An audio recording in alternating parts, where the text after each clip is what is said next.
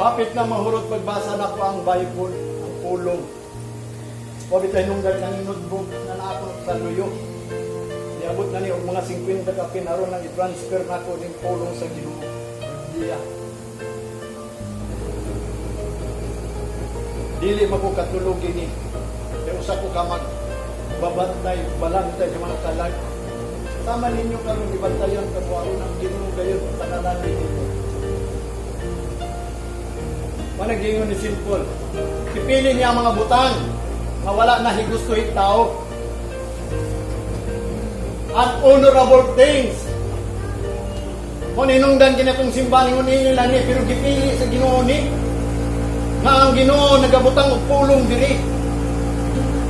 Kung inungdan, ako nagtuo ng Ginoo kauban nato.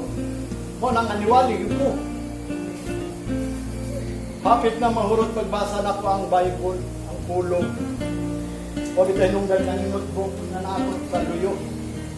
Niabot na niyo mga 50 ka pinaron na i-transfer na ko ng pulong sa Ginoo. Diya.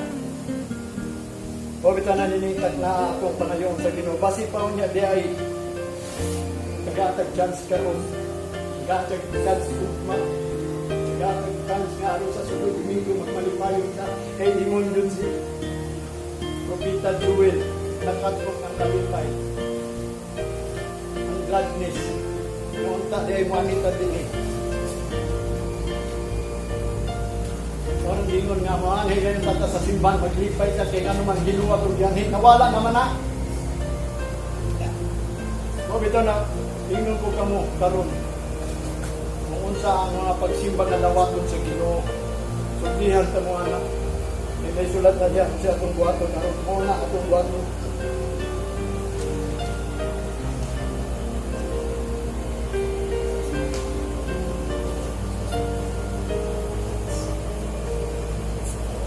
Ingat pa ni Jeremiah.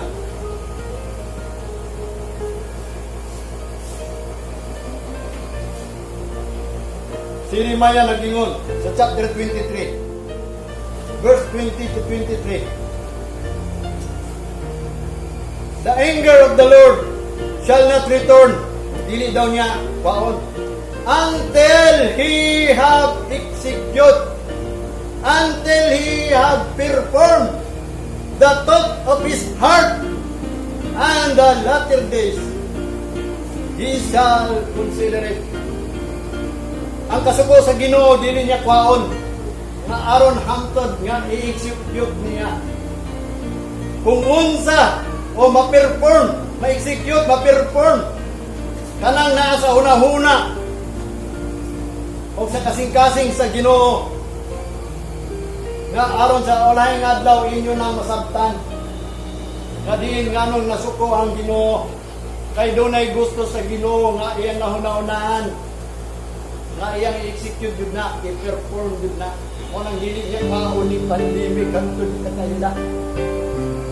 Sa verse 21, I have not sent this prophet, yet they run. Wala ko nigipadala ni propita ni, pero nanagan. Mingon ako, propita ko sa Ginoo ako. Sama ra pud nato na pastor, mingon ka pastor ka.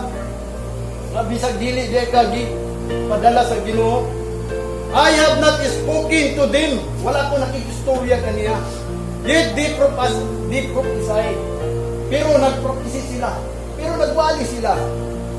But if they had stood in my counsel and had caused my people to hear my words, then they should have turned them from their evil ways and from the evil of their doings. Muna yung gingon ha. Pero, huwag ka nang tawanan ha, kanang magwawali, nga bisag wa na siya ipadala, Asa na ni adto dili siya gipadala sa Ginoo pero nagwaligid siya. Pero kung siya magatuon magapabilin sa council sa Ginoo nga aron mahinungdan nga mga katawhan makapaminaw sa pulong sa Ginoo bisag di siya pinadala binya pulong sa Ginoo yang giwali matod pa niya dinhi. Unya ang mga tawhan ngayong giwali, mubiya sa ilang mga daotang nga mga buhat o mga dalan. o sa mga daotan nilang mga binuhatan. Wala yang gingon, wala yang ipadala. Nga naman, 23, I am a God at hand. Kay siya ang Ginoo na niya karon. Said the Lord, ingon ang Diyos, and not a God apart from. Ingon ang Ginoo, siya ang Diyos karon. Naa siya, naa sa tuwa. Kung ingon sa Ginoo, dili siya ang Diyos na layo. Mag-isip kampit sa Ginoo, nandito na karon. Sampitan ninyo ang Ginoo. Doon na siya. Muna kung ang tao magwawali, bisag di na siya pinadala, basta magsulti lang siya sa council sa Ginoo. Kanang pulong sa Ginoo mo yung isulti. Ang Ginoo, naan niya? Dili siya Diyos na layo. Kadin, ang mga magwawali, layo yun ang Diyos. O bito na, initak na ako biningi pangayo sa Ginoo masulti kay kinsa may masulti. Ako sa tinuod lang ang pulong sa Ginoo, dili ko iwali sa gawas o sa adlaw sa Ginoo. Kay daghan kayo ang naisulat sa Old Testament sa ilaha giingnan yun sila. When you read and hear the word of God in the day of fasting and in the house of God. O bitaw nang di ko kayo magwali.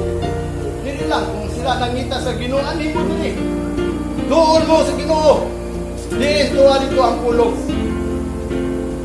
O bitaw na. Ang Ginoo karon. Nag-warning na to. At yung unang panahon, mo ka na iyang disulti. Lahat to dili niya ma-perform ang iyang gusto sa Ginoo. Mo bitaw ninong dan Jeremiah. Nagpadayag siya sa chapter 3 verse 15. And I will give them. Mamatod pa niya. And I will give you pastors. Kanang shepherd sa laing nga dictionary sa Bible, shepherd or pastors diri sa King James. Sa New King James, shepherd. According to mine heart. Sumala daw sa heart sa Ginoo kanang pastora na. Kung sa kasi sa Ginoo, mao ka na ang pastor iyang ipadala diri. Nga ang gusto sa Ginoo kinahanglan niya yung ipadayag. Which shall feed you with knowledge and understanding. Nga ikaw iyang pakanon sa kahibalo o sa pagsabot. Kaya ang Ginoo gusto gid siya nga ang tao makasabot. Ang Ginoo makahibalo. Kung ito ninyo sa Hosea chapter 4 verse 6, my people are destroyed because lack of knowledge.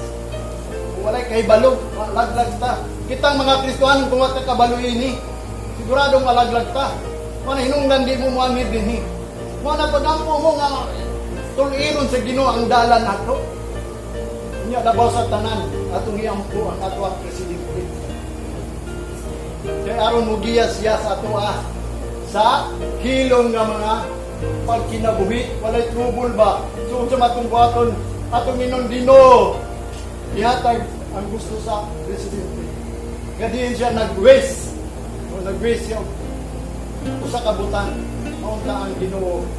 Kaya nagpaabot niya ito presidente niya unta ang Ginoo. Maghatag ng usa ka white a bright boy nga makainventong vaccine. Tanawan ninyo na sa YouTube.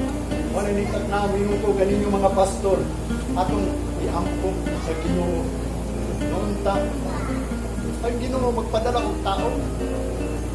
Yang mga tao, mga scientist, bisan asa man o diri man sa Pilipinas, tagaan sila kaalam nga ilang madiskubrihan ni. Paado na tayo vaccine. O bitay nung doon ganito kanila sa tinuod lang ha. Mo kiniyatong sala, nga di mo sana ang lahang sala. Ang ilang sala, mo na itong sala karon.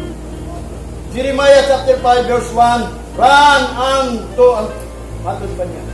Run ye to and fro through the street of Jerusalem and see now and know and seek in the broad place thereof if ye can find a man, if there be any that execute judgment, that seeketh the truth, and I will pardon him. Pasayloon ka sa Ginoo sa ato mga kasalanan. May nagabisita siya karon. Mo bitaw na pagita daw ninyo, ninyo pa siya dito sa Jerusalem. Taan ninyo kung doon na may tao nangita o kamaturan, kay mao na iyang pasayloon. karon hinitat na namitat sa kaluturan sa Dios. O bitaw na ang inuugang mo pangayo na to sa Ginoo kay mao kanya kamaturan nga tanang pandemic pinadala o hana na gitna o kanang pandemic last na na. Katapusan na na mao bitaw na diin. Pangayo na to sa Ginoo. Ang Job chapter 14 sa Judah